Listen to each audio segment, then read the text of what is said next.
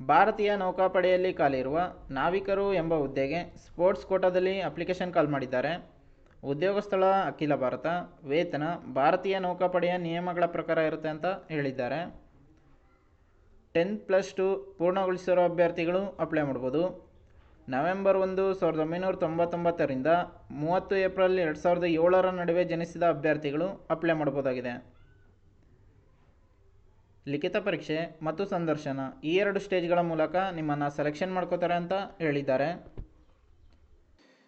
ಕಾರ್ಯದರ್ಶಿ ಭಾರತೀಯ ನೌಕಾಪಡೆಯ ಕ್ರೀಡಾ ನಿಯಂತ್ರಣಾ ಮಂಡಳಿ, ನೌಕಾ ಪ್ರಧಾನ ಕಚೇರಿ, ರಕ್ಷಣಾ ಸಚಿವಾಲಯ, 7ನೇ ಮಾಡಿ, ಚಾಣಕ್ಯ ಭವನ, ಚಾಣಕ್ಯಪುರಿ, ನವದೆಹಲಿ 110021.